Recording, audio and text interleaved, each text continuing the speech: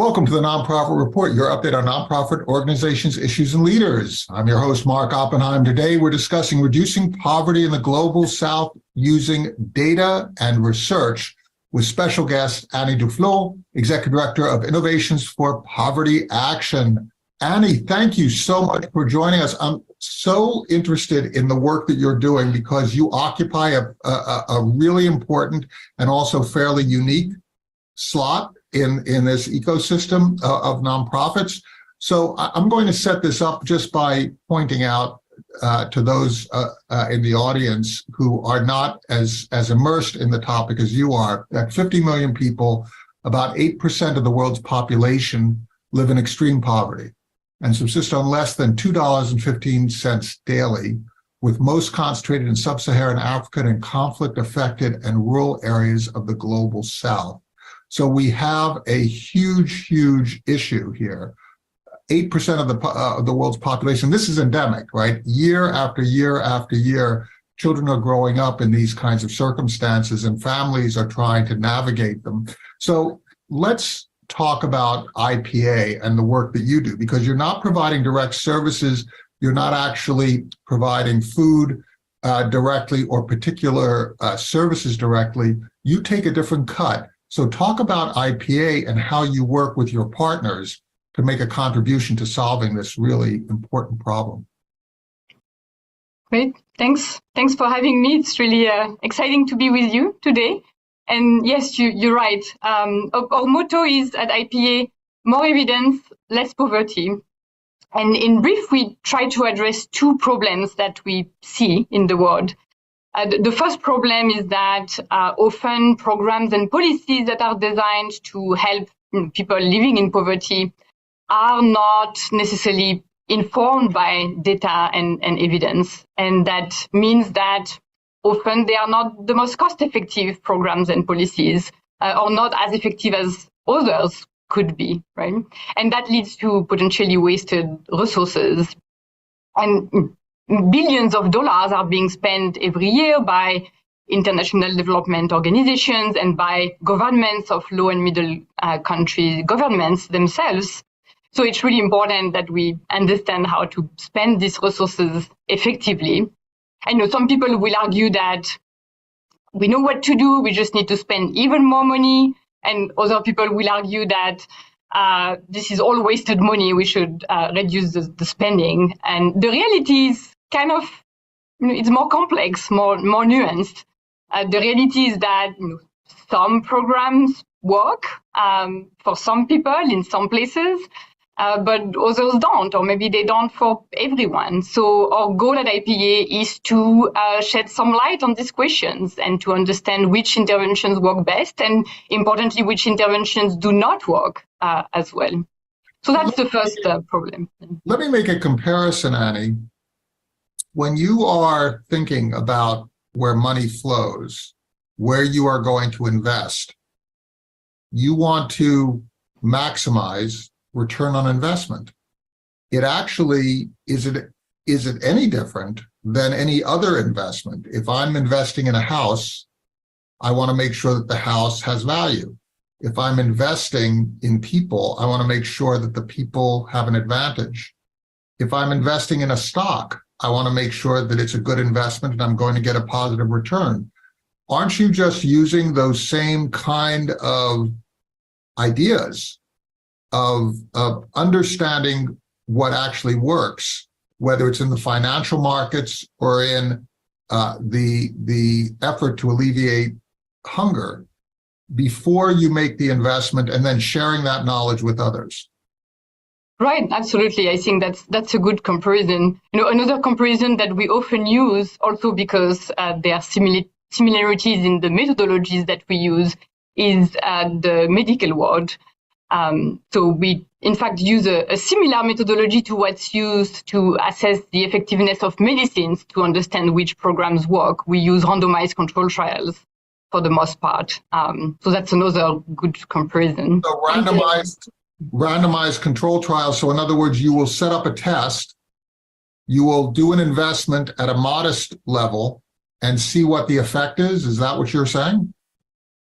That's right. So the idea of a randomized control trial is that you want to isolate the impact of an intervention from other things like passage of time or, intrinsic characteristics of people.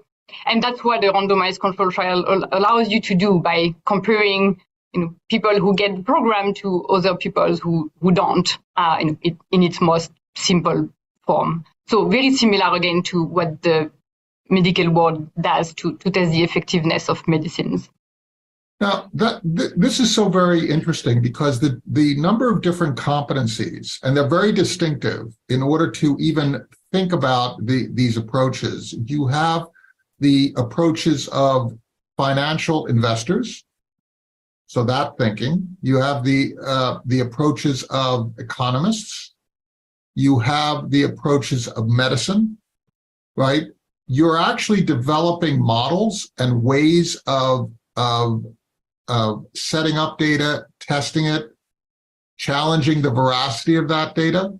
That is incredibly sophisticated and is drawn from a lot of different places. How do you assemble the expertise in one organization that is so very distinct and that will challenge each other? So, for example, the randomized control trial that you talk about out of medicine is completely distinct from an approach that is used for investing in stock, right? So those people are going to challenge each other depending on the circumstance. How do you actually hold this all together with all these different experts and all this different thinking?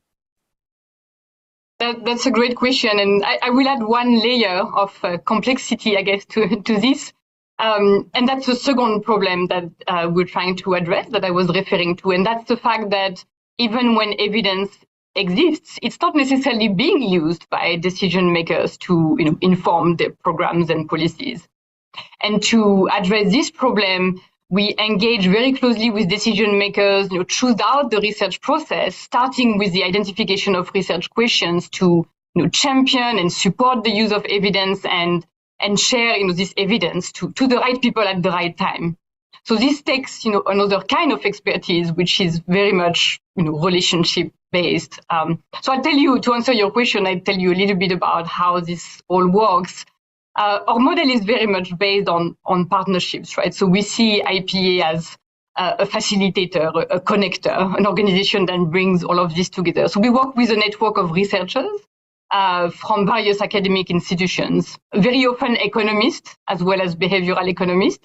But we work with people from other disciplines as well, because we work across a number of areas where we need some sector expertise. We, of course, work in partnership with decision makers, right? Very closely to identify questions that need to be answered, to identify or design potential solutions, and then to test, the impact of these solutions together, hand in hand with our partners. And at IPA, we have a diverse set of skills. We have people who understand how to run research studies with high quality. We also have people who have sector expertise in various areas. And we have people whose job is to build relationship with decision makers to understand what the key questions are, who the key players are. So it's really about bringing together different types of actors and creating a set of skills and capacity within the organization to engage with these various stakeholders. You also make a very interesting point, and that is the whole question of meeting the counterparts who are on the ground in their thought process, right? Understanding their perspective, satisfying them that you are providing value to them on the ground, as well as to donor constituencies and others. So there is a matter of cultural competence as well. And just here, I'm a dual national US and German citizenship. You speak with a French accent, so I'm assuming that you have either a French or a Francophile background, maybe Canadian, but how do you put together your international teams? And when you talk about academic teams, I assume you're talking internationally, and not only internationally, but academic teams that include academic members who are on the ground in the global South, who might have a much deeper personal knowledge of the situation on the ground. Is that correct? That's right. So we have a network of 20 country offices across Africa, Latin America, and Asia. So those country offices are really the heart of our operations. 90% of our own staff are based out of our country offices and are from these countries, right? So those country offices allow us to run really high quality research. Over time, we've built really strong expertise in running studies and collecting high quality data. But this in-country presence also allows us to build long-term relationships with decision makers, therefore understanding what the key questions are, who the key players are, what are the right forums to share this evidence, etc. So those teams in these countries work in partnership with academics who are not necessarily based in those countries. So we work with academics from various universities, a lot of them in the US and in Europe. They don't need to be necessarily based in country because our teams, are there on the ground, managing the day-to-day work. That being said, it is really important for us to increase our engagement with and the participation of researchers from the countries where we work. It's really important to build a really strong understanding of the local context, to build long-term relationships with decision makers, among many other reasons why that's important. And that's something that we're very much focused on, is to increase our engagement and participation of researchers and research institutions in the countries where we work. I'd like to talk with you a little bit about the enabling technologies like this technology that we have today that make your job easier, but also challenge some of the assumptions of your job. Nowadays, we are inundated by data, and sometimes data takes over reality because some data is easier to acquire, some data is more difficult to acquire. Academics have this issue where they tend to focus on data that is easier to acquire, where there's a lot of data.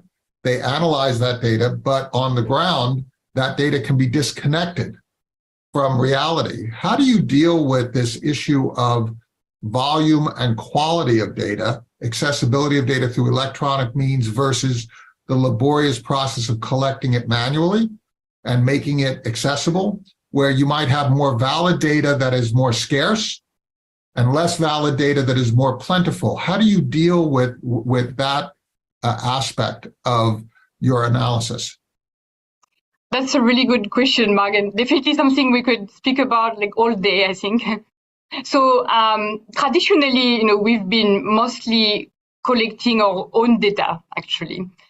In the last 20 years, I would say that, 90% of, maybe 95% of the studies that we've run, and that's 900 plus studies at this point, rely on data that we have collected. So a lot of our So you created an integrated process where you are satisfied that the data that comes together is all on the same basis, in that you don't have quality data then suddenly mixed with lack of quality data, right? And it just starts to make all of your conclusions questionable. You actually have, from your very beginning, created this integrated approach to assure that the fundamental data is clean so that the analysis ends up downstream being much better. That's right. So you collect, that allows you to collect data from the sample with whom you're working, because with the kind of studies we do, you need to select your sample in a certain way, and that allows you to, control the quality of the data and often just access data that wouldn't exist otherwise. So yes, a lot of our work the last 20 years have involved, building strong research capacity and experience, among other things, the capacity of collecting high quality data. And that's one of the reasons why this, in-country presence has been so important. Now, you raised a really good question. That also means that this is precious data. It's, that's what drives the cost of studies, really. It's the cost of data collection. And we live now in a world where increasingly, there is a lot of data that's available. It was quite different, 20 years ago when we started this work.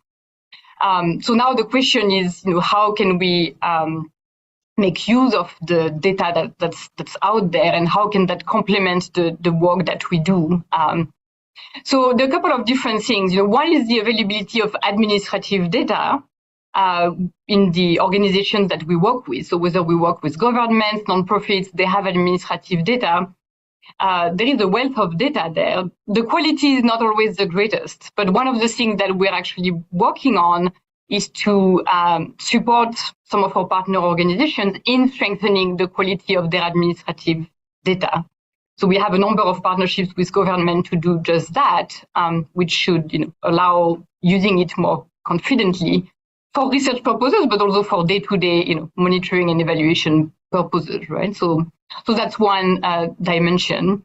Another dimension is just big data, right? The machine learning, artificial intelligence. How will that change the landscape of what we do?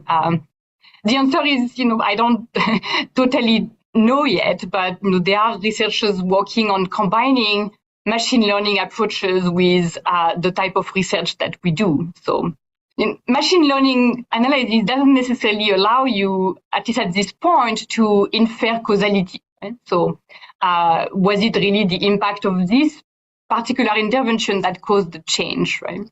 But machine learning analysis allows you to really complement the kind of work we do with, it allows to add a lot more nuances to the kind of analysis that we do. For example, understanding why did this program work for this type of people and not for this other type of people. And that's where combining what we've been doing with, the new approaches that are out there will probably be very powerful in the future. And then there is this whole intersection between data, fact, and human behavior. And even fact gets warped. If I'm a scientist and I'm looking for a grant to study something, then I want the data to show that the thing that I'm studying is worthy of being funded. So I have an interest in having the data show certain things.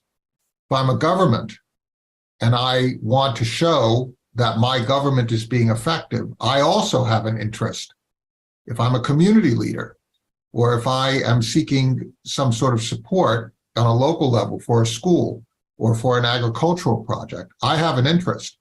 So we have a whole bunch of human behaviors here that are distinct from data. How do you deal with that aspect of human interest that can shift and becomes part of the political process, where data can be used to tell a particular story simply by focusing on one cluster of data? It doesn't mean that it's untrue, but by not allowing other data that challenges my story to come in, I'm helping myself. How do you deal with that issue? Because that is not a data science issue. It's a human behavior issue. It's a psychology issue. That's right. Yes.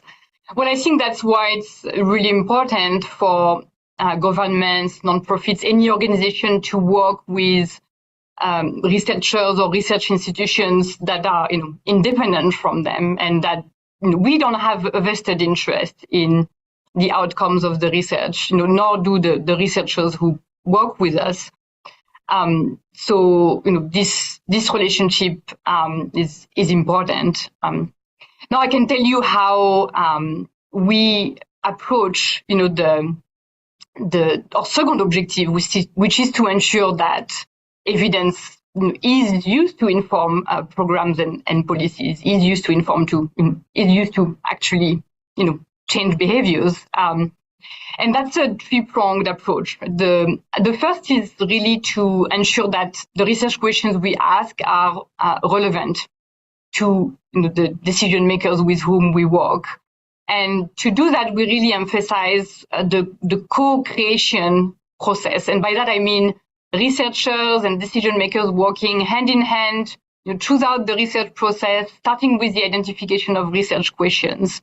That helps build buy-in for the use of data and evidence. It helps it helps ensure that the questions we ask are relevant. So that's the first process. So the first thing you do is you create a context that basically allows me to present and allows you to present and allows other people to present. And what you're doing is you're creating a network of agreements of how we're going to do this. And in that process, you're surfacing perhaps priorities that each of us might have that are not consistent with your objective of finding clean data. You start off that way. Talk about the second aspect of this three-legged stool. So the second is about supporting, directly supporting the use and the application of evidence. So often when we work with partners to figure out if something worked, we will continue to work with them to then help them scale this approach based on evidence.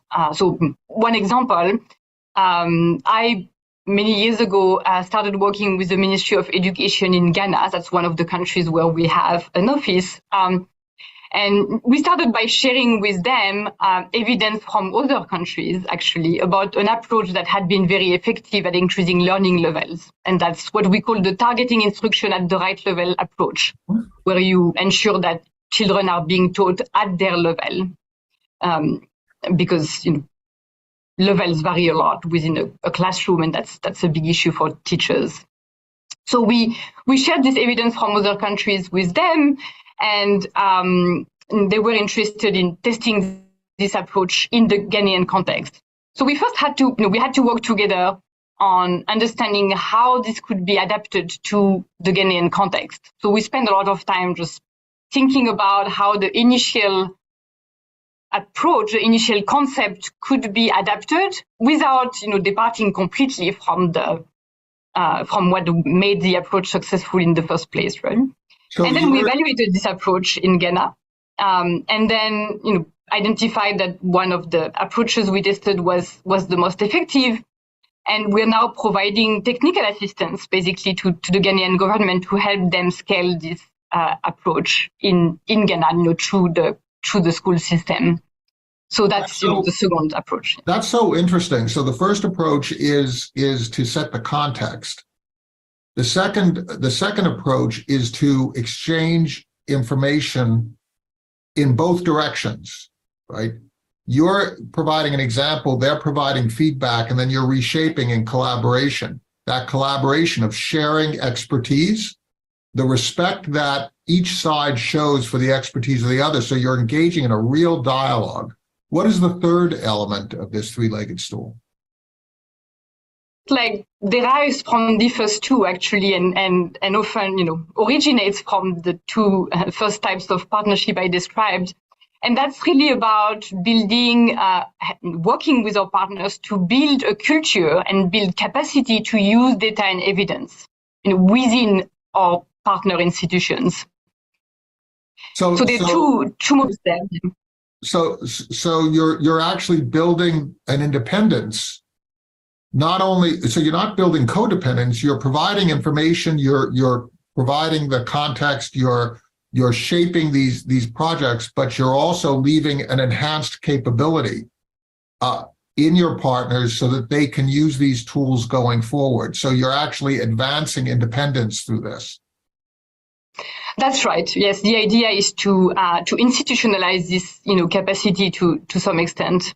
So we have two models that help us achieve that. One is what we call the Right Fit Evidence Unit. That's basically an advisory services unit that advises various types of organizations to help them develop a right fit monitoring and evaluation and learning strategy.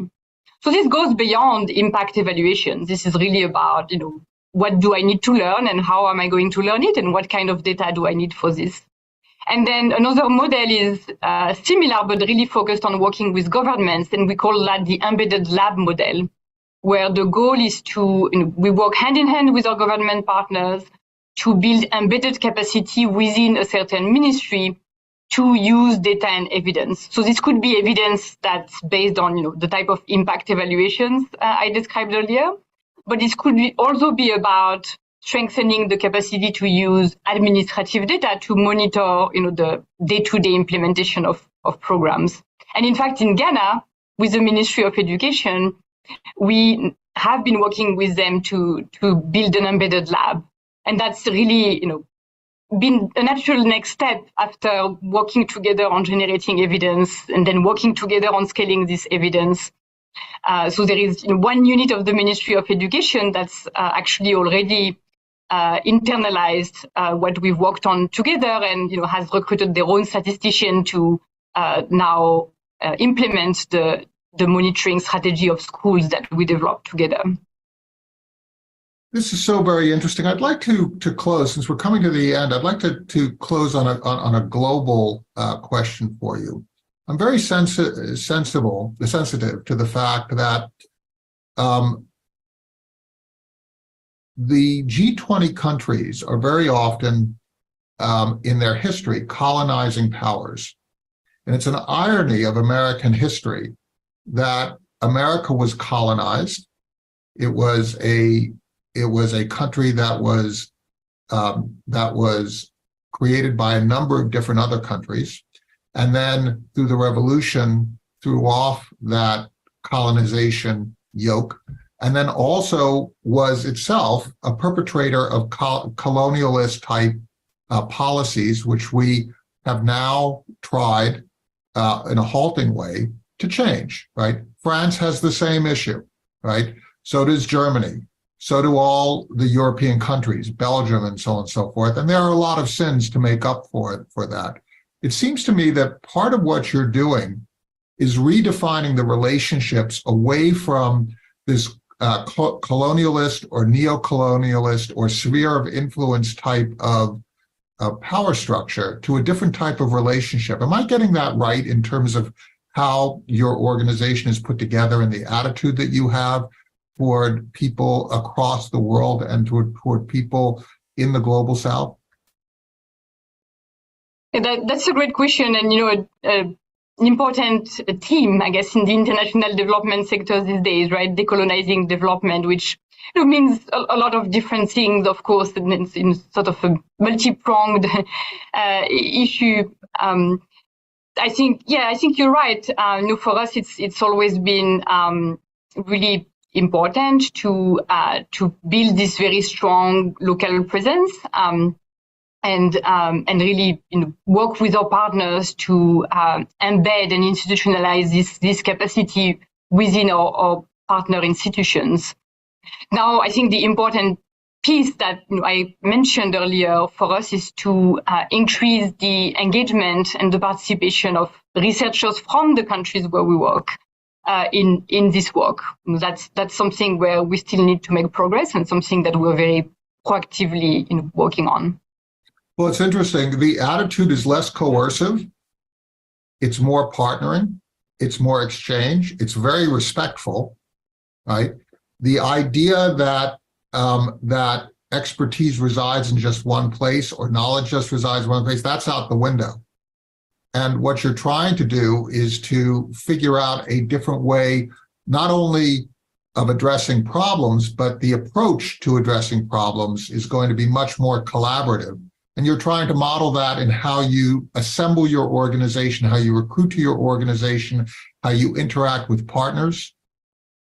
It's a very, very sophisticated approach. And I'm so grateful, Annie, that you were able to share this with us. What is your next objective over the next 5 years for Innovations for Poverty Action?